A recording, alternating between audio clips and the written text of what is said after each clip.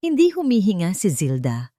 Sa ilalim ng mamahaling sutlang kumot, sa loob ng malawak at malamig na silid na ibinigay sa kanya ng anak, pinigil niya ang sariling paghinga. Nakapikit ang kanyang mga mata, ngunit gising na gising ang kanyang diwa. Bawat ugat sa kanyang katawan ay naninigas, nakikiramdam sa mga boses na nagmumula sa labas ng siwang ng pinto. Iyon ang boses ng kanyang anak, ang kanyang Ricardo. At iyon ang boses ng asawa nito, si Sylvia. The board is asking for the numbers, Ricardo, at wala tayong maipakita sa kanila.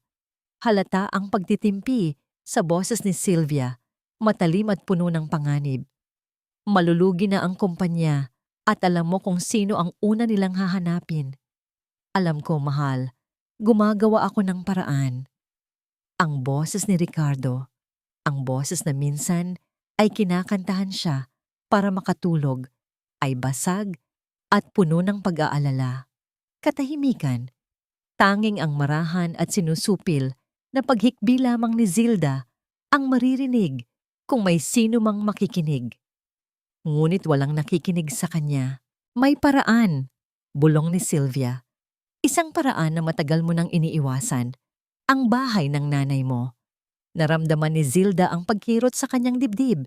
Isang kirot na mas masakit pa sa kanyang rayuma. Ang bahay na yon, ang nag-iisang yaman na iniwan sa kanya ng yumaong asawa. Ang tahanan kung saan niya pinalaki si Ricardo. Sylvia, napag-usapan na natin to. Hindi papayag si Mama. Kaya nga hindi natin siya tatanungin. Isang butil ng luha ang gumulong mula sa mata ni Zilda. Mainit na dumaloy sa kanyang sentido at nabasa ang unan. Hindi, Ricardo. Sabihin mong hindi. Ipagtanggol mo ako, anak. Anong ibig mong sabihin? Tanong ni Ricardo. Narinig ni Zilda ang marahang paghakbang ni Sylvia palapit sa pinto ng kanyang silid. Tignan mo siya, mahinang sabi nito. Matanda na, makakalimutin.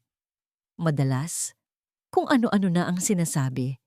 Hindi ba't minsan ay kinakausap niya ang litrato ng papa mo? Gusto niyang sumigaw. Gusto niyang sabihin na ang pag-alala ay hindi kabaliwan, na ang pangungulila ay hindi sakit sa isip. Ngunit nanatili siyang tahimik, isang estatwa ng kalungkutan sa kanyang kama. She's becoming unstable, Ricardo. Patuloy ni Sylvia. Ang bawat salita ay parang lasong dahan-dahang pumapatay sa kaluluwa ni Zilda. Kailangan niya ng tulong. Tulong na maibibigay ng isang magandang institusyon, isang lugar kung saan maalagaan siya ng tama. Institusyon, bahay ampunan ng mga matatanda? O mas malala pa? Naramdaman ni Zilda na nanlamig ang buong katawan niya. Ito ba ang sukli sa lahat ng sakripisyo niya? Ito ba ang katapusan ng kanyang pagiging isang ina? Hindi ko kaya, Sylvia. Ina ko siya. Narinig ni Zilda ang panginginig sa boses ng kanyang anak. May kaunting pag-asa na sumibol sa kanyang dibdib. Ngunit agad din itong pinatay ng sunod na sinabi ni Sylvia. Ina mo siya, oo. Pero may pamilya ka rin. May asawa ka. At kung hindi mo gagawin ito, mawawala sa atin ang lahat. Lahat, Ricardo. Itong bahay, ang kumpanya, ang pangalan natin. Babalik tayo sa wala. Iyon ba ang gusto mo? Ang katahimikan na sumunod ay mas nakakabingi kaysa sa anumang sigaw. Hinihintay ni Zilda ang sagot. Ang sagot na magtatakda ng kanyang kapalaran. Bawat segundo ay parang isang taon ng paghihirap. At pagkatapos, narinig niya ito. Isang mahinang buntong hininga mula kay Ricardo. Ang tunog ng pagsuko. Sige, sabi nito. Halos pabulong na. Gawin na natin ang dapat gawin. Gumuho ang mundo ni Zilda. Ang luhang kanina'y tahimik na dumadaloy ay naging isang ilog ng pighati. Kinagat niya ang kanyang labi upang pigilan ang anumang hikbi na maaaring magkanulo sa kanya. Ang lalaking nagsabi niyon ay hindi na ang kanyang Ricardo. Isa na siyang estranghero, isang halimaw na binuo ng kasakiman at takot. Good, sabi ni Sylvia. May kasiyahan sa kanyang tono. Nakausap ko na ang isang doktor, isang espesyalista.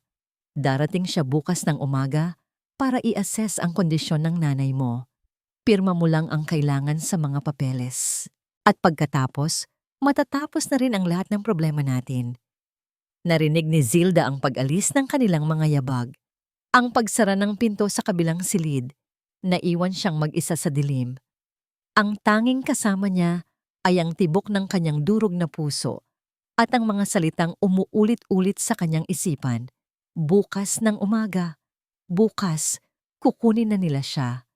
Bukas, magsisimula na ang kanyang katapusan. Hindi siya papayag. Nakatulala si Zilda sa dilim. Ang mga salita ni Sylvia ay parang matatalim na bubog na paulit-ulit na tumutusok sa kanyang isipan. Bukas ng umaga. Pirma mo lang ang kailangan. Matatapos na ang lahat ng problema, ang kanyang mga problema, marahil. Ngunit para kay Zilda, ito ay simula pa lamang ng isang bangungot. Naramdaman niya ang panginginig ng kanyang mga kamay, ang pagbilis ng tibok ng kanyang puso. Gusto niyang manatili na lang sa kama, magtalukbong ng kumot, at hintayin ang kanyang kahihinatnan. Ngunit kailangan niyang kumilos. Isang imahe ang pumasok sa kanyang isip. Ang payapang mukha ng kanyang apo, si Lucas, na natutulog sa kabilang silid. Si Lucas na mag-isang pinalaki ng kanyang namayapang anak na babae. Si Lucas na sa kabila ng karangyaan ng bahay na ito ay nanatiling simple at mapagmahal. Siya ang natitirang sinulid ng pag-asa ni Zilda. Dahan-dahan niyang inangat ang sarili mula sa pagkakahiga. Bawat galaw ay maingat, bawat paghinga ay pinipigilan. Naramdaman niya ang lamig ng marmol na sahig sa kanyang mga talampakan na tila gumigising sa bawat nerbiyos sa kanyang katawan. Binuksan niya ang pinto ng kanyang silid nang walang kaluskos. Ang mahabang pasilyo ay madilim. Pinalamutian ng mga mamahaling pintura at florera na ngayon ay tila mga aninong nagbabantay sa kanya. Naglakad siyang nakayapak. Ang bawat hakbang ay isang panalangin na sana'y walang magising. Nakarating siya sa pinto ng silid ni Lucas. Huminga siya ng malalim bago ito dahan-dahang itinulak. Doon, sa liwanag ng buwan na tumatagos sa bintana, nakita niya ang kanyang apo na mahimbing na natutulog. Isang 20 taong gulang na binata, ngunit sa paningin ni Zilda, siya pa rin ang maliit na batang inaalagaan niya noon. Isang alon ng pagsisisi ang bumalot sa kanya. Patawarin mo ako, apo. Bulong ng kanyang isip. Idadamay pa kita sa gulo ng buhay ko. Lumapit siya sa tabi ng kama. Hinawakan niya ang balikat ni Lucas at marahang inalog. Lucas. Apo. Nagising si Lucas, bahagyang nagulat. Ngunit nang makita niya ang mukha ng kanyang lola sa dilim, ang mga mata nitong namumugto, ang mga pisnging basa ng luha, ang kanyang pagtataka ay agad na palitan ng pag-aalala. Lola, anong problema? Bakit po kayo umiiyak? Umupo siya kaagad. Hindi na napigilan ni Zilda ang kanyang mga hikbi. Itinakip niya ang nanginginig na kamay sa kanyang bibig, ngunit huli na ang lahat. Ang tunog ng kanyang pagtangis ay umalingaw-ngaw sa katahimikan ng silid. Lola, ano po yon? Puno ng pag-aalalang tanong ni Lucas. Agad siyang bumangon at niyakap ang kanyang lola. May nanakit po ba sa inyo? Umiling si Zilda sa dibdib ng kanyang apo. Hinawakan niya ng mahigpit ang mga braso nito. Pabulong niyang sabi, "Huwag kang maingay, apo. Baka may makarinig sa atin." Ang takot sa boses ni Zilda ay sapat na para manahimik si Lucas. Naguguluhan man, naramdaman niya ang bigat ng sitwasyon. Humiwalay siya ng bahagya at tinitigan ang kanyang lola sa mata. Lola, ano po ba talaga ang nangyayari? Huminga ng malalim si Zilda, pilit na pinapakalma ang sarili. Kailangan niyang maging matatag para sa kanilang dalawa. May gagawin silang masama sa akin, Lucas, sabi niya. Ang bawat salita ay nanginginig. Kukunin nila ako bukas. Sino po? Sino ang kukuha sa inyo?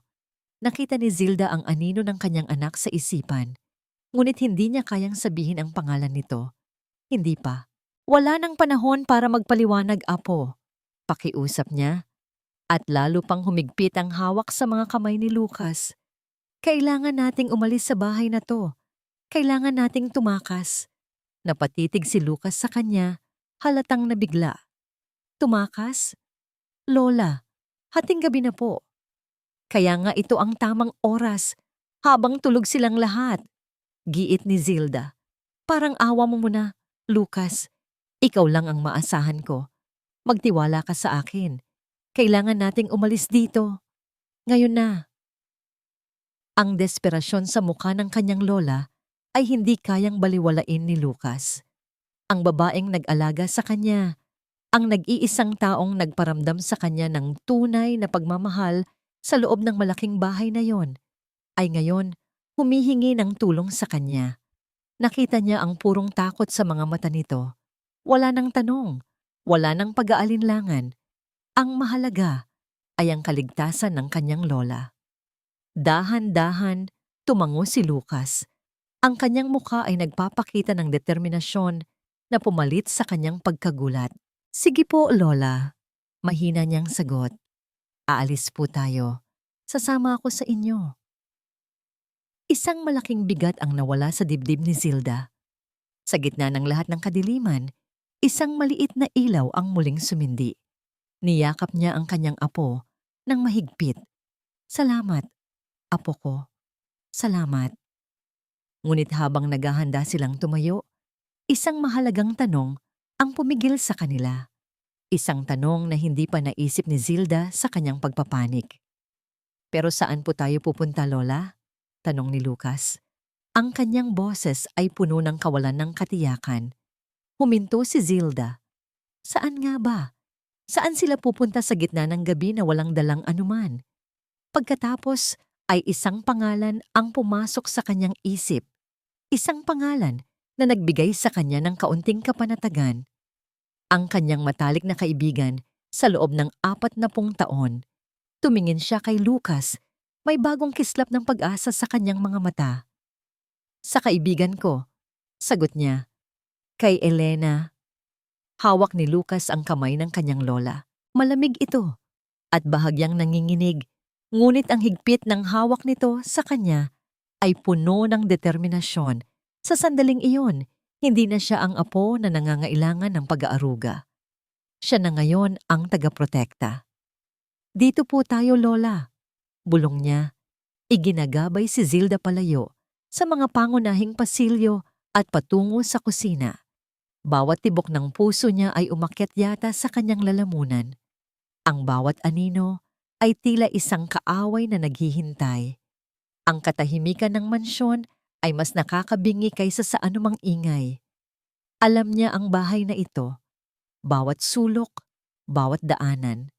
Alam niya kung aling sahig ang lumalangit-ngit at aling pinto ang maingay.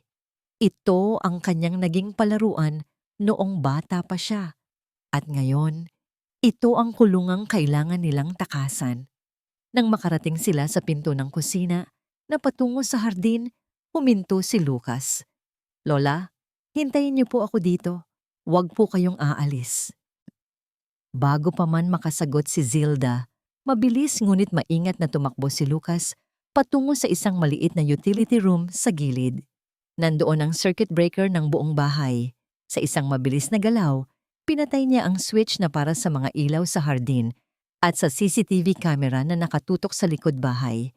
Isang maikling click ang tanging tunog. Pagkatapos ay katahimikan. Bumalik siya agad sa lola niya. Okay na po. Tara na. Sabay silang lumabas sa kadiliman ng hardin. Ang hangin ng gabi ay malamig at amoy ng mga halaman. Maganda sana ang gabing iyon kung hindi lang sila tumatakas para sa buhay ng kanyang lola. Naglakad sila sa damuhan, iniiwasan ang daanan na gawa sa graba para hindi lumikha ng ingay. Malayo pa ang pader sa likod at tila bawat hakbang ay isang walang hanggang paglalakbay. Bigla, isang malakas na kahol ang bumasag sa katahimikan. Napatigil silang dalawa. Ang aso ng pamilya, si Bantay. Nanigas si Lucas habang naramdaman niya ang panginginig ni Zilda sa kanyang tabi. Isa pang kahol at isa pa. Naku anak, halos walang boses na sabi ni Zilda. Mahuhuli na tayo. Shh, Lola. Sagot ni Lucas. Hinila niya ito sa likod ng isang malaking halaman. Huwag po kayong gagalaw. Nag-abang sila. Ang kanilang mga puso ay kumakabog ng sabay. Narinig nila ang pagbukas ng bintana mula sa kwarto ng security guard at isang tinig na sumigaw. Bantay, tumahimik ka dyan. Ilang saglit pa, tumigil ang pagkahol. Isang mahabang sandali nang nakakakabang katahimikan ng lumipas. Nang marinig nila ang pagsara ng bintana, doon lang nakahinga ng maluwag si Lucas. Nagpatuloy sila sa paglalakad. Malapit na sila sa mababang pader sa dulo ng property. Biglang natapilok si Zilda. Aray! Mabilis siyang sinalo ni Lucas bago pa siya bumagsak. Lola, okay lang po kayo? Ang paa ko. Pasensya ka na, apo, sabi ni Zilda. Hirap na humihinga. Umiling si Lucas. Ako na po ang bahala. Inalalayan niya ang kanyang lola. Halos buhati na ito sa mga huling metro ng kanilang pagtakas. Nakarating sila sa pader. Kaya niyo po bang akyatin to, Lola? Tumingin si Zilda sa pader at pagkatapos ay sa kanyang apo. Sa mata niya, nakita ni Lucas ang isang apoy na hindi niya pa nakikita dati. Para sa buhay ko, apo, kahit ano ay aakyatin ko. Tinulungan ni Lucas ang kanyang lola. Itinukod niya ang kanyang mga kamay para maging hagdanan nito. Sa kabila ng edad, nagawa ni Zilda na maabot ang tuktok ng pader. Maingat siyang inalalayan ni Lucas sa pagbaba sa kabilang panig, sa kalye kung saan walang nakakakita. Mabilis na umakyat at bumaba si Lucas. Sakto naman, isang ilaw ng sasakyan ang papalapit. Ang taxi na tinawagan niya kanina, gamit ang kanyang cellphone. Sumenyas siya at huminto ito sa tapat nila. Mabilis niyang pinapasok ang kanyang lola sa loob at sumunod siya. Saan po tayo, sir? Tanong ng driver. Ibinigay ni Lucas ang address ni Elena. Habang umaandar ang sasakyan, lumingon si Zilda sa huling pagkakataon. Ang mansyon na dati niyang itinuring na biyaya ay isa na ngayong gintong hawla na iniwan nila sa dilim. Nang tuluyan na silang makalayo, napansin ni Lucas na nanginginig pa rin ang kanyang lola, hindi dahil sa lamig, kundi dahil sa takot at sakit na nararamdaman. Hinawakan niya ulit ang kamay nito. Nakahinga na siya ng maluwag, ngunit may isang maliit na bitinig sa kanyang isipan na hindi siya mapakali. Tumingin siya sa kanyang lola na nakatanaw sa labas ng bintana, tila nawawala sa malalim na pag-iisip. Lola, mahina niyang tanong. Sigurado po ba kayo na mapagkakatiwalaan si Tita Elena? Hindi agad sumagot si Zilda. Ang tanong ni Lucas ay tila isang batong bumagsak sa tahimik na tubig ng kanyang isipan. Si Elena, ang matalik niyang kaibigan, ang kanyang komadre, ang kasama niya sa hirap at ginhawa. Kung may isang tao sa mundo na hindi niya pagdududahan, iyon ay si Elena. Ngunit ang tanong ng kanyang apo ay may bigat. Pagkatapos ng pagtataksil na narinig niya mula sa sarili niyang anak, maaari pa ba siyang magtiwala ng buo sa kahit na sino? Pilit nang ngumiti si Zilda at marahang pinisil ang kamay ni Lucas. Oo, apo, sabi niya. Mas sinusubukang kumbinsihin ang sarili kaysa sa kanyang apo. Si Elena, pamilya ang turingan namin. Hindi niya ako pababayaan. Tumango si Lucas, ngunit hindi pa rin nawala ang bahid ng pag-aalala sa kanyang mukha. Sumandal na lang siya sa upuan at pinagmasdan ang mga ilaw ng syudad na mabilis na dumadaan. Pareho silang tahimik sa natitirang bahagi ng biyahe, bawat isa ay may sariling iniisip. Si Zilda, ipinagdarasal na sana ay tama siya.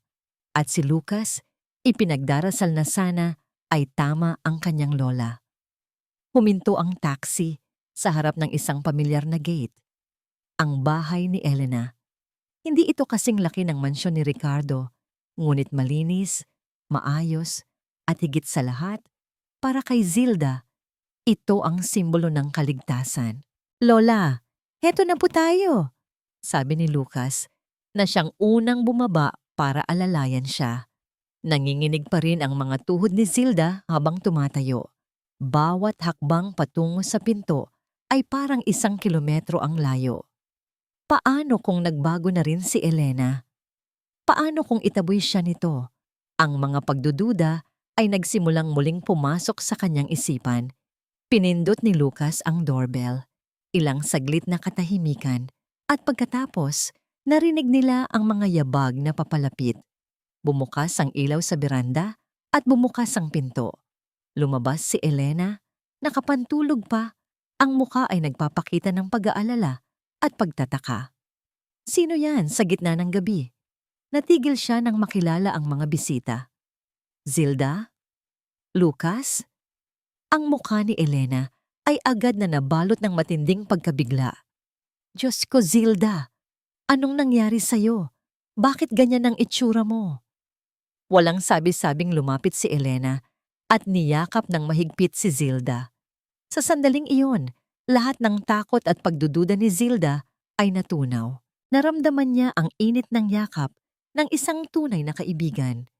Bumagsak ang kanyang mga luha na kanina pa niya pinipigilan. Halik kayo, pumasok kayo, huwag kayong manatili dyan sa labas. Mabilis silang pinapasok ni Elena sa loob. Iginagabay si Zilda patungo sa sofa. Lucas, iho, ikuha mo ng tubig ang lola mo. Dali. Sumunod si Lucas. Naiwan si Zilda kasama si Elena. Hinawakan ni Elena ang dalawang kamay niya. Ano ba talaga ang nangyari, Zilda? Bakit kayo tumakas sa sarili niyong bahay? Ang anak mo? Si Ricardo? Sinaktan ka ba niya? Umiling si Zilda. Hindi pa rin makapagsalita dahil sa pag-iyak. Dumating si Lucas, dala ang isang basong tubig. Pinainom niya ang kanyang lola. Nang medyo kumalma na si Zilda, huminga siya ng malalim. Mas masahol pa sa pananakit, Elena. Simula niya. At doon ibinuhos niya ang lahat. Ikinuwento niya ang narinig niyang usapan. Ang plano ni Ricardo at Sylvia. Ang mental institution. Ang pag-agaw sa kanyang bahay. Ang kasinungalingan sa likod ng kanilang kayamanan. Bawat salita ay puno ng sakit at pait. Habang nagsasalita si Zilda, ang mukha ni Elena ay nagpakita ng iba't ibang emosyon mula sa hindi paniniwala hanggang sa awa at sa huli, sa matinding galit. Walang hiya sila. Bulalas ni Elena kasabay ng paghampas sa mesa. Paano nila nagawa yon sa sarili nilang ina? Lalo na si Ricardo. Ang batang yon, pinalaki mo ng maayos. Anong nangyari sa kanya? Tumango si Zilda. Hindi ko na siya kilala, Elena. Hindi ko na kilala ang anak ko. Huwag kang mag-alala, sabi ni Elena. Hinahaplos ang likod niya. Nandito ka na. Ligtas ka na dito. Walang sino man ang makakakuha sa'yo. Ako ang bahala sa'yo, Zilda. Pangako yan. Ang mga salitang yon ay musika sa pandinig ni Zilda. Sa wakas, isang kanlungan. Sa wakas, isang kakampi. Napansin niyang bahagyang sumulyap si Elena sa cellphone nito na nasa ibabaw ng mesa, ngunit hindi niya ito pinansin. Marahil ay tinitingnan lang nito ang oras. Salamat, Elena. Utang ko sa'yo ang buhay ko. Sabi ni Zilda, ang boses ay pagod na pagod na. Ano ka ba? Walang anuman yon. Tumayo si Elena. Halika. Ihatid na kita sa kwarto ng mga bisita. Kailangan mo nang magpahinga. Lucas, iho, dito ka na rin matulog sa sopa. Iginiya ni Elena si Zilda sa isang malinis at mabangong silid. Inayos niya ang unan at kumot. Ang pag-aasikaso niya ay nagparamdam kay Zilda ng kapanatagan na matagal na niyang hindi naramdaman. Nang mahiga siya sa malambot na kama, naramdaman niya ang pagod ng buong katawan at isipan. Bago niya ipikit ang kanyang mga mata, tinitigan niya ang kanyang kaibigan. Salamat ulit, Elena.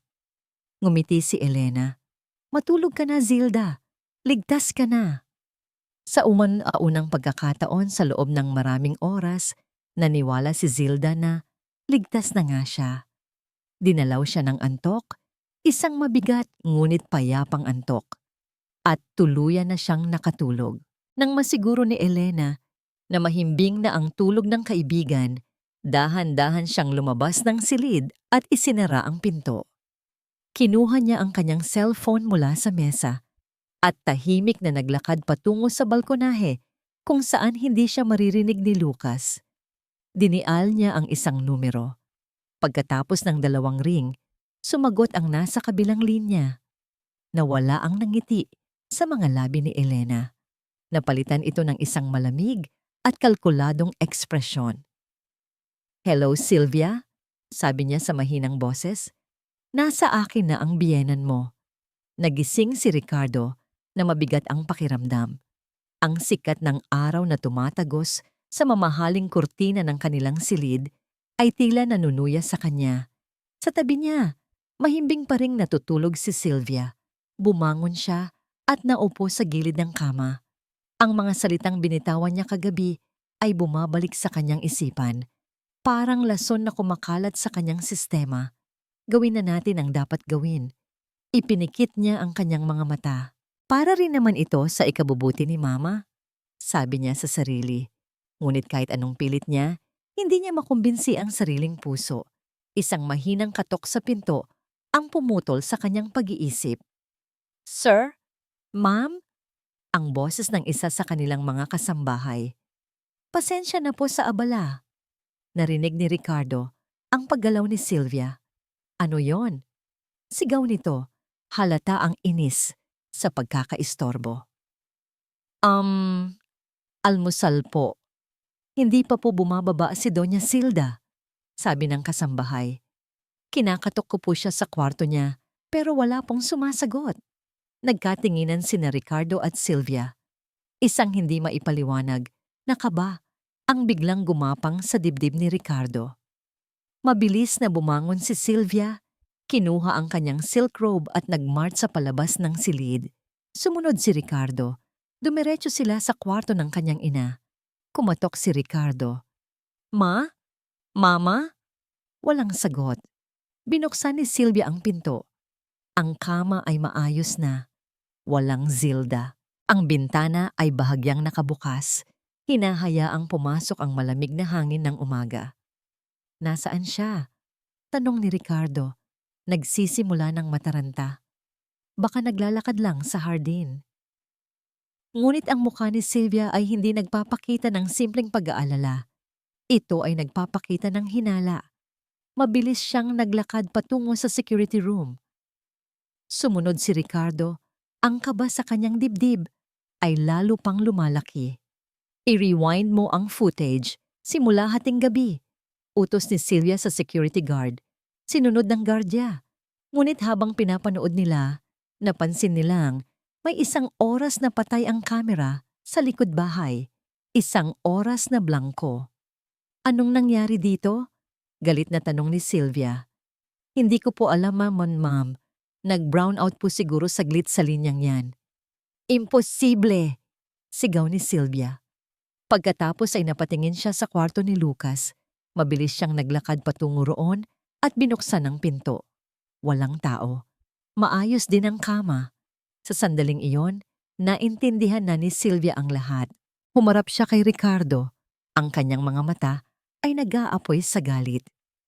"Si Lucas," sabi niya sa nanggigigil na boses. "Ang batang yon, tinulungan niyang tumakas ang matanda." Isang malutong na sampal ang dumapos sa pisngi ni Ricardo. Pak! "Kasalanan mo to," sigaw ni Sylvia nanginginig sa galit. "Ang kahinaan mo. Sinabi ko na sa'yo na dapat noon pa natin to ginawa. Ngayon, tumakas na siya. Paano kung magsumbong siya? Paano kung may makaalam sa mga utang natin? Tapos na tayo, Ricardo." Hawak ni Ricardo ang kanyang pisngi, hindi dahil sa sakit, kundi dahil sa pagkabigla. Ngunit ang takot na mawala ang lahat ay mas matindi kaysa sa galit niya. Kinuha niya ang kanyang cellphone at nanginginig na dinial ang numero ng kanyang ina. Nagring ito nang nagring, walang sumasagot. "Ma, nasaan ka?" Bulong niya sa sarili. Isang parte sa kanya ang nag-aalala Ngunit mas malaking parte ang natatakot sa kung anong pwedeng mangyari sa kanila ni Sylvia. Tigilan mo na yan. Hindi niya yan sasagutin, sabi ni Sylvia, na tila nababasa ang kanyang isip. Mabilis siyang kumuha ng telepono. Ako na ang bahala dito. Mag-isip ka ng mga posibleng kaibigan na pupuntahan niya, mga kamag-anak sa probinsya, lahat. Kailangan natin siyang mahanap bago pa siya makapagsalita. Nagsimulang magtawag si Sylvia sa kanyang mga tauhan. Ang kanyang boses ay malamig at puno ng awtoridad. Nagbibigay ng mga utos na hanapin ang isang matandang babae at isang binatilyo. Bawat salita niya ay nagpapakita kung gaano siya kadesperadong mahanap si Zilda. Si Ricardo naman ay nakatayo lang doon. Tuliro, hawak pa rin ang kanyang cellphone. Pakiramdam niya ay guguho na ang mundo sa paligid niya at siya ang may kasalanan ng lahat. Biglang tumunog ang cellphone ni Sylvia. Huminto siya sa pagsasalita. Tiningnan niya ang screen. Isang pamilyar na pangalan. Dahan-dahan, ang galit sa kanyang mukha ay napalitan ng isang mapanuyang ngiti. Isang ngiti ng tagumpay. Tumingin siya kay Ricardo. Ang mga matay nangaasar. Mabilis pa sa inaasahan ko, sabi niya. Alam ko na kung nasaan siya. Nagising si Zilda sa isang pakiramdam na matagal na niyang hindi naramdaman. Ang kapayapaan. Ang sikat ng araw ay marahang dumadampi sa kanyang mukha at ang hangin ay may amoy ng kape. Sa isang saglit, kinalimutan niya ang lahat. Naisip niya na isa lang itong masamang panaginip. Bumangon siya at lumabas ng silid. Naabutan niya si Elena na naghahanda ng almusal at si Lucas na tahimik na nakaupo sa mesa. Gising ka na pala, Zilda, bati ni Elena na may malawak ng ngiti. Tamang-tama. Nagluto ako ng paborito mong sinangag at tuyo. Umupo si Zilda at pilit ng ngumiti. Ang kabaitan ni Elena ay dapat sanang nagbibigay sa kanya ng lakas. Ngunit sa hindi malamang dahilan, may kakaiba siyang nararamdaman. Isang maliit na tinik sa kanyang dibdib. Salamat, Elena. Sobra-sobra na ang abala ko sa'yo. Ano ka ba? Para tayong magkapatid. Sinubukan ni Zildang kunin ang telepono sa mesa para tawagan ang kanyang pinsan sa Batangas para lang ipaalam na ligtas siya. Ngunit bago pa niya ito mahawakan, magalang itong kinuha ni Elena. Huwag mo na ngayon, Zilda, sabi nito sa malumanay na boses. Baka matrace nila ang tawag para na rin sa kaligtasan mo. May kung anong kumirot sa isipan ni Zilda. Tama naman si Elena. Ngunit ang pakiramdam na bawal siyang gumamit ng telepono ay parang nakakulong. Tumango na lang siya at nagsimulang kumain. Pagkatapos ng almusal, habang nagliligpit si Elena, lumapit sa kanya si Lucas. Lola, bulong nito. Sapat lang para marinig niya. Parang may mali po. Ano ang ibig mong sabihin, Apo? Si Tita Elena, kanina pa po siya tingin ng tingin sa cellphone niya. At kanina, noong nagpunta ako sa banyo, narinig ko siyang may kausap. Pabulong lang. Parang may itinatago. Sabi ni Lucas, ang kanyang mga mata ay puno ng pag-aalala. Lola, parang binabantayan po tayo. Huwag kang mag-isip ng ganyan, Apo. Saway ni Zilda, ngunit ang sinabi ni Lucas ay nagpatibay sa sarili niyang mga agam-agam. Nag-iingat lang si Elena para sa atin. Pero kahit sinabi niya iyon, ang pakiramdam ng pagiging isang preso ay lalong tumitindi. Lumipas ang maghapon. Ang pag-aalaga ni Elena ay naging nakakasakal. Palagi siyang nasa tabi ni Zilda. Palaging nagtatanong kung ano ang kailangan niya. Palaging nakangiti. Isang ngawang ngiti na ngayon. Sa paningin ni Zilda ay tila hindi na umaabot sa mga mata. Nang maggagabi na, nakaramdam ng uhaw si Zilda.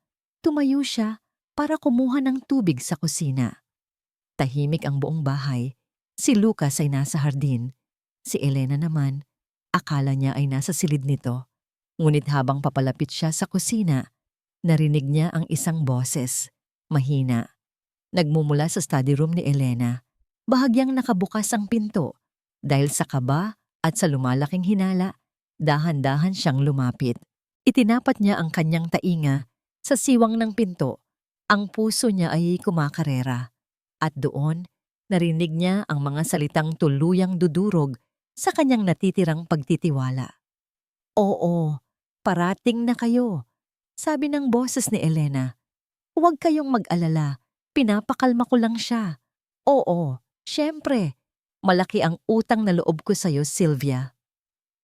Sylvia, ang pangalan ay tumusok sa puso ni Zilda na parang isang kutsilyo. Ang kanyang mga tuhod ay nanghina. Ang baso ng tubig na hawak niya ay biglang bumigat. Ang kanyang kaibigan, ang kanyang matalik na kaibigan. Ang kamay ni Zilda ay nawalan ng lakas. Ang baso ay nahulog mula sa kanyang pagkakahawak. Crash! Ang tunog ng nabasag na salamin ay umalingaw-ngaw sa nakakabinging katahimikan ng bahay. Ang tunog na yon ay ang tunog din ng kanyang puso, ng kanyang pag-asa, ng kanyang huling tiwala sa mundo. Biglang bumukas ang pinto ng study room. Lumabas si Elena. Nakita niya si Zilda na nakatayo roon, napapaligiran ng mga bubog sa sahig. Nakita niya ang luhang dumadaloy sa mga pisngi nito. Nakita niya ang katotohanan sa mga mata nito. Ang palakaibigang na manibiyang ngiti sa mukha ni Elena ay dahan-dahang naglaho. Napalitan ito ng isang malamig, walang emosyong tingin. Mukhang narinig mo na ang lahat, Zilda. Nakatayo si Zilda sa gitna ng mga bubog, ngunit hindi niya nararamdaman ang panganib sa kanyang mga paa. Ang sakit na nararamdaman niya sa loob ay mas matindi pa kaysa sa anumang sugat na maaaring idulot ng salamin. Elena, bakit? Iyon lang ang salitang lumabas sa kanyang bibig. Isang pabulong na tanong na puno ng pighati. Akala ko, kaibigan kita. Isang mapait na tawa ang kumawala sa mga labi ni Elena. Kaibigan? Oo, kaibigan kita, Zilda. Ngunit ang pagkakaibigan ay hindi nakakabayad ng mga utang. Hindi nito kayang pag-aralin ang mga anak ko sa mamahaling eskwelahan. Lumapit si Elena. Ang kanyang mga mata ay kasing lamig ng yelo. Si Sylvia, tinulungan niya ako. Isang malaking halaga, Zilda. Sapat na para ayusin ang buhay ko. Ikaw, anong maibibigay mo sa akin? Hindi makapaniwala si Zilda sa kanyang naririnig. Ang babaeng kaharap niya ngayon ay hindi na ang Elena na kanyang nakilala. Isa na siyang estranggera, isang taong nilamon ng pera. Sa sandaling iyon, bumukas ang pinto sa sala. Pumasok si Sylvia na may ngiti ng isang demonyo. Sa likod niya ay si Ricardo. Ang kanyang muka ay hindi maipinta. Nakayuko, hindi magawang tumingin sa kanyang ina. At sa likod nilang dalawa, dalawang lalaking matitipuno ang katawan na nakasuot ng puting uniforme. Mga uniforme ng isang mental hospital. Ang huling sinag ng pag-asa ni Zilda ay tuluyan ng namatay. Ito na, ang katapusan.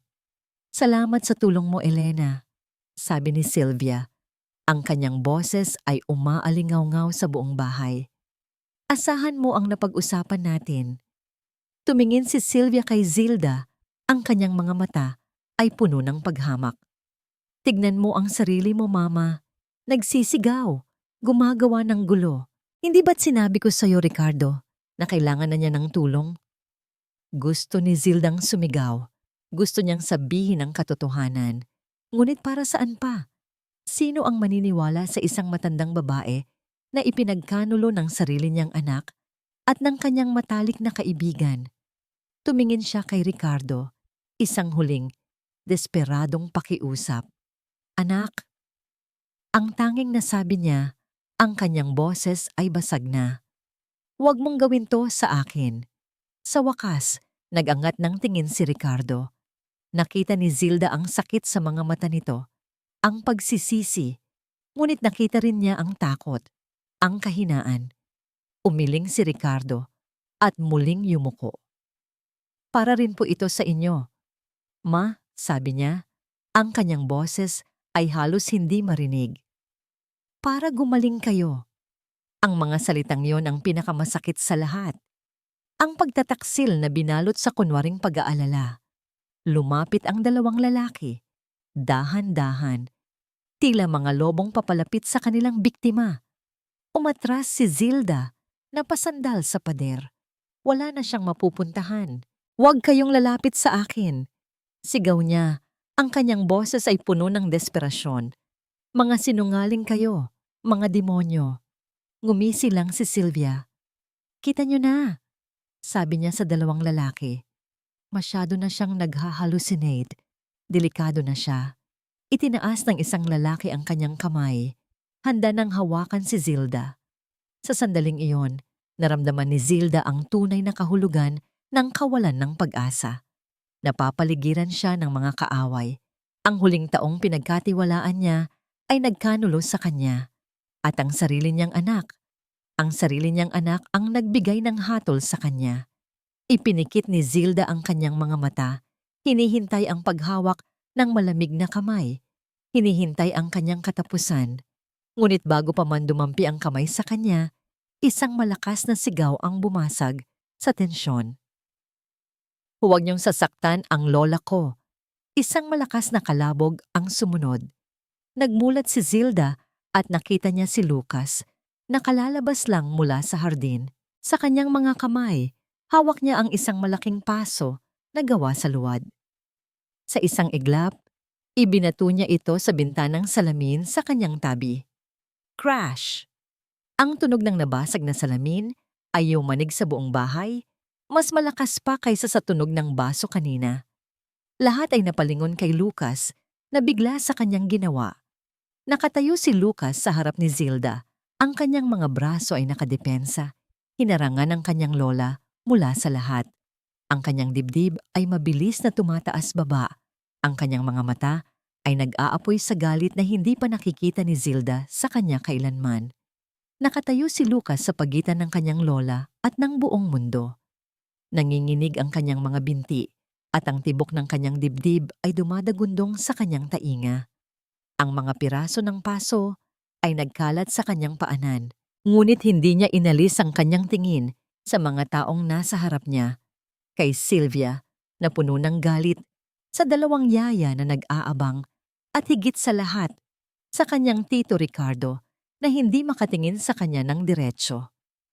"Lucas, anong ginagawa mo?" Sigaw ni Ricardo. Sa wakas ay nagkaroon ng boses. "Pinoprotektahan ko ang lola ko," sagot ni Lucas. Ang kanyang boses ay mas matatag kaysa sa inaasahan niya. "Hindi niyo siya kukunin." Ang ginawang yon ni Lucas, ang biglaang pagsabog ng tapang mula sa apo niyang laging tahimik at masunurin, ay parang isang kidlat na gumising sa diwa ni Zilda. Sa gitna ng kaguluhan, tumigil ang pag-agos ng kanyang mga luha. Ang paningin niya ay luminao. Tumingin siya sa mga mukha sa kanyang harapan. Nakita niya ang purong kasamaan sa ngiti ni Sylvia. Nakita niya ang bayarang katapatan sa mga mata ni Elena. At pagkatapos, tumingin siya sa kanyang anak. Nakita niya hindi ang isang halimaw, kundi isang bagay na mas masahol pa. Isang duwag. Isang lalaking hinayaang talunin ng takot at kasakiman ang pagmamahal sa sariling ina. Sa sandaling iyon, may nagbago sa loob ni Zilda. Ang takot na bumalot sa kanya ay biglang nawala. Ang pighati ay napalitan ng isang bagay na mas matigas, mas malamig. Isang determinasyong parang bakal. Hindi siya isang biktima na tatangay na lang nila. Siya si Zilda, isang ina, isang lola, at hindi pa tapos ang laban. "Tama na, Lucas." Ang boses ni Zilda ay mahinahon, ngunit may bigat na nagpatigil sa lahat. Maging si Sylvia ay natigilan. Dahan-dahang lumabas si Zilda mula sa likod ng kanyang apo. Tumingin siya kay Lucas at marahang umiling. Isang senyas para kumalma. Pagkatapos, ibinaling niya ang kanyang tingin kay Ricardo. Ang kanyang mga mata ay hindi na nagmamakaawa. Ang mga ito ay blanko, walang emosyon na mas lalong nakakakilabot. "Sasama na ako sa kanila," sabi niya. Nagulat si Lucas. "Lola, hindi po." "Shh!" sabi ni Zilda. Hinawakan ang kamay ng kanyang apo. Pagod na ako, Lucas. Pagod na akong lumaban. Humarap siya kay Ricardo. Dalhin mo na ako kung saan ako dapat naroroon, anak. Ang salitang anak ay may kakaibang talim. Naramdaman ito ni Ricardo at lalo siyang napayuko. Isang ngiti ng tagumpay ang sumilay sa mga labi ni Sylvia. Akala niya nanalo na siya. Ang paglaban ni Zilda ay tuluyan ng natapos. Mabuti naman at natauhan ka na rin, Mama. Sabi niya, ito ang pinakamabuti para sa lahat. Naramdaman ni Ricardo ang isang malaking ginhawa na may kasamang matinding hiya. Mas madali ito. Mas madaling sumuko na lang ang kanyang ina kaysa patuloy itong lumaban. Hindi niya napansin ang pagbabago sa mga mata nito.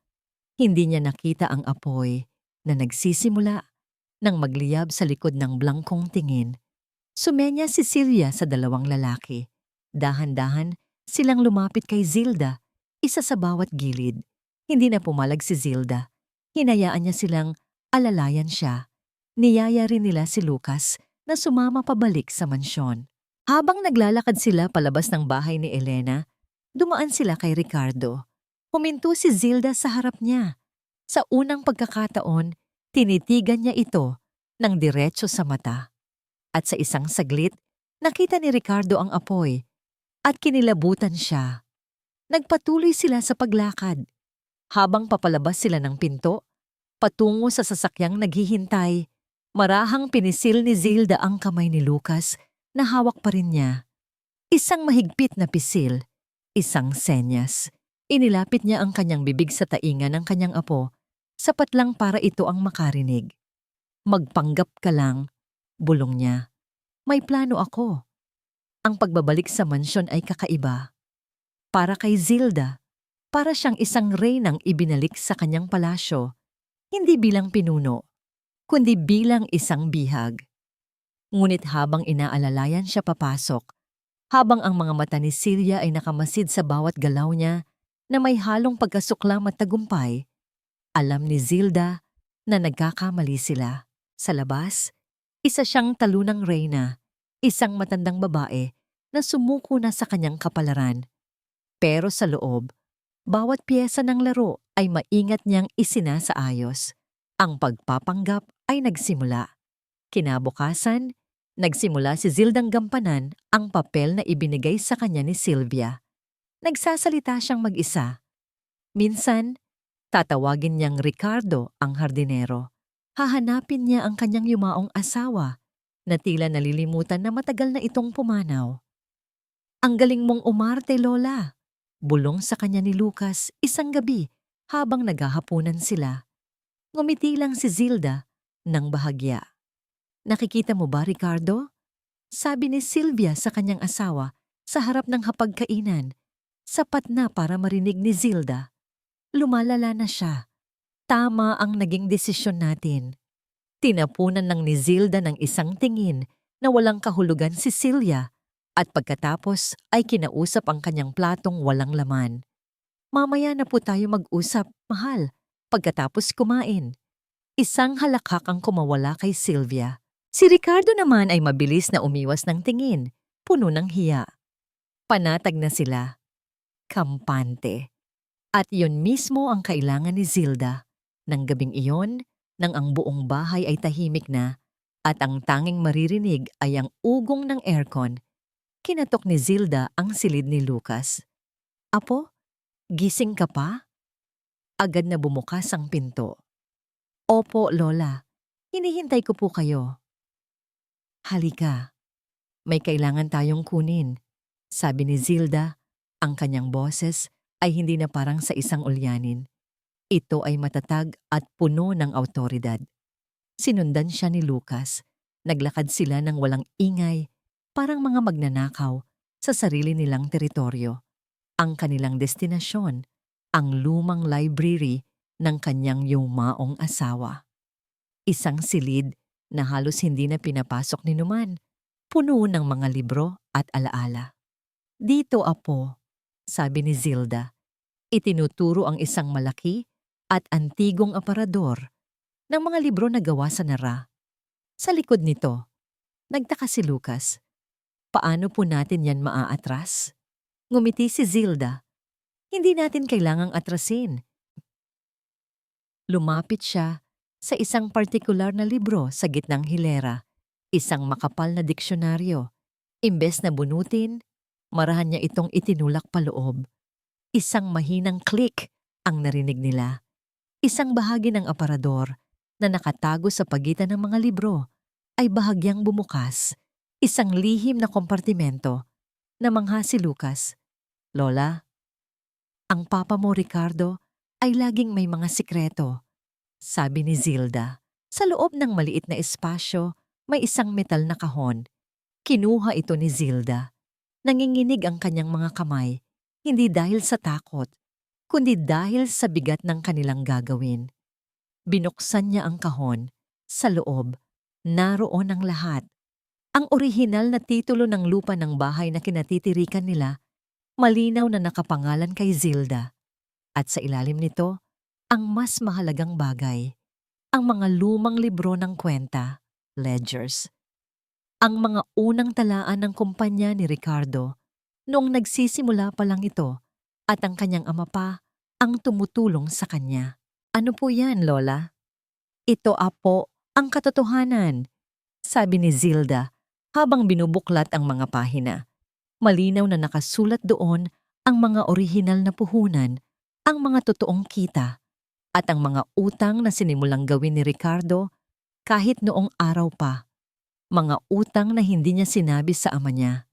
Ito ang pruweba na ang pundasyon ng imperyo ni Ricardo ay binuo sa kasinungalingan. Kunin mo ang cellphone mo, utos ni Zilda. Kuhanan mo ng litrato ang bawat pahina. Malinaw dapat, Lucas. Ginawa ni Lucas ang sinabi sa kanya. Bawat click ng kamera ng kanyang telepono ay parang isang martilyo na pumupukpok sa huling pako sa kabaong ni na Ricardo at Sylvia. Nang matapos siya, tiningnan ni Zilda ang kanyang apo. May ipapadala ko sa iyong numero, ang numero ni Attorney De Guzman. Naalala mo ba siya? Ang pinakamatalik na kaibigan ng lolo mo. Tumango si Lucas. Ipadala mo sa kanya ang lahat ng litratong ito. Ngayon din, sabihin mo, mensahe mula kay Zilda.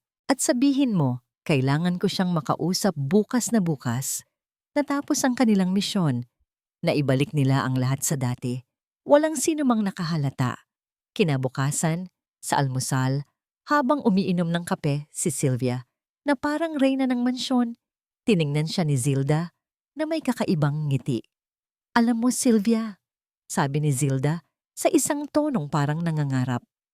Bukas, may bisita akong darating. Isang matalik na kaibigan ng papa mo, Ricardo. Tumawa lang si Sylvia, hindi pinansin ang sinabi niya. Oo na, Mama. Kahit sino pa ang imbitahan ng imahinasyon mo, huwag mo lang kalimutan ang gamot mo. Ngumiti lang si Zilda at marahang uminom ng kanyang tsa. Alam na ang huling tira sa larong ito ay kanya na. Nagising si Ricardo nang may kakaibang pakiramdam. Hindi niya maintindihan kung bakit. Ngunit simula nang bumalik ang kanyang ina sa bahay, may nakakabahalang katahimikan sa paligid. Ang kunwaring pagkabaliw ni Zilda ay tila mas lalo pang nagpapatahimik sa buong mansyon. Bumaba siya para mag-almusal. Naabutan niya si Sylvia na nakikipag-usap sa telepono. Halata ang pagkayamot. Hindi ko maintindihan. Bakit ayaw pa rin silang mag-renew? Kailangan natin ng pondo ngay. Natigilan si Sylvia nang makita si Ricardo. Huwag kang mag-alala, mahal. Inaayos ko lang. Ngunit alam ni Ricardo na hindi maayos ang lahat. Ang kumpanya ay nasa bingit ng pagkalugi at ang pagkawala ni Zilda ay lalong nagpakomplikado sa kanilang mga plano. Ma'am, sir, sabi ng kasambahay. May bisita po kay Attorney De Guzman. Nagkatinginan sina Ricardo at Sylvia. Attorney De Guzman? Ang matandang kaibigan ng kanyang yumaong ama? Bakit ito narito? Sabihin mo wala kami. Mabilis na sabi ni Sylvia. Ngunit huli na ang lahat. Sa likod ng kasambahay, nakatayo na si Attorney De Guzman na may kasamang isang bagong mukha. Isang binatilyong matangkad, si Lucas. Kasama rin nila si Zilda. na ngayon ay nakatayo ng tuwid, ang kanyang mga mata ay matalim. Hindi na ang mga mata ng isang matanda na ulyanin. Ricardo, Sylvia, sabi ni Attorney De Guzman, ang kanyang boses ay kalmado ngunit puno ng awtoridad. May mahalaga tayong pag-uusapan. Nanlamig si Ricardo. Ang ngiti ni Sylvia ay pilit. Ano po ang ibig ninyong sabihin, attorney? Walang kaming pinag-uusapan. Mayroon, sabi ni Zilda, sa isang boses na nagpakilabot kay Ricardo. Marami tayong pag-uusapan, anak, tungkol sa mga utang mo, tungkol sa pagtataksil mo. Namutla si Ricardo. Mama, anong sinasabi niyo? Nagpapanggap na nagtataka si Celia. Hindi ba't sabi ko sa inyo, huwag na kayong mag-isip ng masama? Ngumisi si Zilda. Matagal ko nang hindi ginagamit ang isip ko para sa sarili ko, Sylvia. Panahon na para gamitin ko naman ito. Para sa katarungan. Kinuha ni Attorney De Guzman ang isang folder. Zilda, ang orihinal na titulo ng lupa ng mansyong ito ay nakapangalan sa'yo. Sabi niya, ipinapakita ang dokumento. Hindi maaaring ibenta o gamitin bilang collateral nang walang pahintulot mo. At ang mga dokumentong ito, inabot niya ang mga litratong kuha ni Lucas. Ito ang mga ledger ng kumpanya niyo, Ricardo, mula pa sa simula. Malinaw na ipinapakita nito ang maling paggamit ng pondo at mga ilegal na transaksyon na ginawa mo sa likod ng iyong ama. Gumuho ang mundo ni Ricardo. Hindi niya alam kung paano nakuha ng kanyang ina ang mga iyon. Tumingin siya kay Lucas na ngayon ay nakatayo ng matatag sa tabi ni Zilda. Ang kanyang mga mata ay puno ng paghamak. Lies! Pure lies! Sigaw ni Sylvia, ang kanyang mukha ay namumula. Kasabwat kayo. Hindi yan totoo. Ang ebidensya ay malinaw, Sylvia, sabi ni Attorney De Guzman. At mayroon pa. Knock, knock, knock. Malakas na katok sa pinto. Ang kasambahay ay nagmamadaling binuksan ito. At doon, pumasok ang dalawang kalalakihan na may matatalim na tingin. Sa likod nila, may isa pang babae na galit ang mukha. Mga kinatawan mula sa mga loan sharks na matagal nang pinagtataguan ni Ricardo at Celia. Nasaan ang pera namin, Ricardo? Sigaw ng isa sa mga lalaki. Akala namin nakatakas ka na, pero narito ka lang pala. Nataranta si Ricardo. Tumingin siya kay Sylvia na ngayon ay halos mapaiyak na sa takot. Kasalanan mo to. Sigaw ni Sylvia kay Ricardo.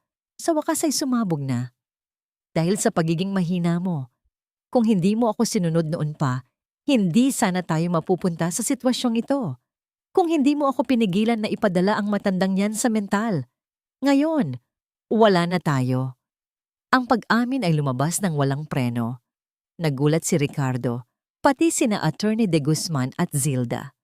Sa sobrang gulat at galit, wala nang pakialam si Sylvia. Ibinuhos niya ang lahat ng kanyang sama ng loob. Wala kang kwenta, Ricardo. Isa kang bigong anak. Hindi mo kayang ayusin ang sarili mong problema. Ngayon, mawawala na ang lahat ng pinaghirapan ko. Napakislot si Ricardo. Nagsisimula siyang makita ang tunay na kulay ng kanyang asawa. Ang kanyang pagmamahal sa kanya ay puro kasakiman lang. Hindi na niya kinaya. Sa harap ng lahat, sa harap ng kanyang ina, lumuhod si Ricardo. Mama, patawarin niyo po ako, sabi niya. Ang kanyang boses ay basag na basag. Nagkamali po ako. Ginulo po ako ni Sylvia. Patawarin niyo po ako. Tiningnan ni Zilda ang kanyang anak. Hindi na siya umiiyak. Ang kanyang puso ay may kirot pa rin. Ngunit ang matigas na determinasyon ay nanatili. Hindi na ito ang oras para sa awa. Ito ang oras para sa katarungan.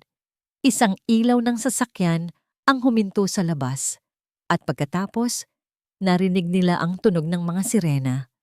Bumukas ang pinto. 2 pulis ang pumasok. Nakita nila ang lahat ng gulo. Nakita nila si Ricardo na nakaluhod, si Sylvia na nanginginig, at ang mga taong galit na naghahanap ng pera. Tumingin si Attorney De Guzman sa pulis. Attorney po ako. Meron po kaming kaso ng malawakang pandaraya at pagtatangkang ikulong ang isang matandang babae para sa kanyang ari-arian. Lumapit ang mga pulis kina Ricardo at Sylvia. Ricardo Tan, Sylvia Tan, sabi ng isang pulis, ang kanyang boses ay seryoso. Sumama kayo sa amin. Ilang buwan ang lumipas. Ang mansyon ni Ricardo, na dati simbolo ng huwad na karangyaan at kasakiman, ay bumalik sa pagiging tahanan. Hindi na ito puno ng mamahaling kagamitan na niluklok ni Sylvia. Sa halip, puno ito ng liwanag, sariwang hangin, at tunog ng tawa. Si Zilda, hindi na ang matandang babae na takot at duwag. Nakaupo siya sa balkonahe, umiinom ng kape habang pinapanood si Lucas na inaalagaan ang mga halaman sa hardin. Ang kanyang buhok ay puti na, ngunit ang kanyang mga mata ay buhay na buhay, puno ng karunungan at kapayapaan. Nakuha niya ang katarungan. Si Ricardo at Sylvia ay nakulong, nahaharap sa iba't ibang kaso ng pandaraya at pagtatangka sa kalayaan. Ang mga utang ng kumpanya ay binayaran gamit ang natitirang ari-arian ni Ricardo at ang mansyon ay nanatili sa pangalan ni Zilda na legal na kinumpirma ni Attorney De Guzman. Hindi naging madali ang proseso. Maraming pagsubok at emosyon ang kanyang pinagdaanan. Ngunit sa bawat hakbang, kasama niya si Lucas. Ang kanyang apo, na mula sa pagiging mahiyain at takot, ay naging isang matapang at responsableng binata. Isang hapon, pumunta si Zilda sa kulungan. Kailangan niya itong gawin, hindi para kay Ricardo, kundi para sa sarili niya. Nakaharap niya ang kanyang anak sa loob ng silid ng bisita. Si Ricardo, payat, at malalim ang mga mata. Hindi na niya suot ang mamahaling damit. Nakasuot na siya ngayon ng uniforme ng preso. Nagsimulang umiyak si Ricardo. "Mama, patawarin niyo po ako," sabi niya, halos hindi makahinga. "Patawarin niyo po ako sa lahat ng nagawa ko." Tiningnan siya ni Zilda ng walang emosyon. "Hindi madaling magpatawad, anak," sabi niya. Ang kanyang boses ay kalmado. Lalo na kung ang sugat ay malalim. Ang pagpapatawad ay hindi lang salita. Ito ay gawa. Kailangan mong pagtrabahuhan, Ricardo. Kailangan mong patunayan sa sarili mo na karapat-dapat kang bigyan ng pagkakataon. Magsimula ka ngayon. Umiyak pa, lalo si Ricardo. "Paano po ako magsisimula dito, Mama?" "Mag-isip ka. Magdasal. Magbago ka. Hindi mo hawak ang oras, Ricardo, pero hawak mo ang desisyon kung anong uri ng tao ka paglabas mo dito." Umiling si Zilda. "Masakit, anak. Masakit makita kang ganyan. Pero mas masakit ang ginawa mo sa akin. Ang pagmamahal ng isang ina ay hindi mawawala. Pero kailangan mo akong patunayan na karapat-dapat ka pa ring maging bahagi ng buhay ko." Tumayo siya. "Aalis na ako. Aalagaan ko ang bahay natin. Ang bahay kung saan ka lumaki." Walang sabi-sabing umalis si Zilda. Iniiwan ang kanyang anak na umiiyak at nagsisisi sa loob ng kulungan. Masakit, oo, ngunit alam niya na ito ang tamang desisyon. Ang pagmamahal ng isang ina ay hindi kailangang maging bulag. Pagbalik niya sa bahay, inabutan siya ni Lucas na naghihintay. "Kumusta po, Lola?" "Ayos lang, apo," sabi ni Zilda, may ngiti sa kanyang labi. Matagal pa ang daan para sa kanya, pero may pag-asa. Isang linggo pagkatapos nito, isang sulat ang dumating kay Zilda. Mula kay Elena.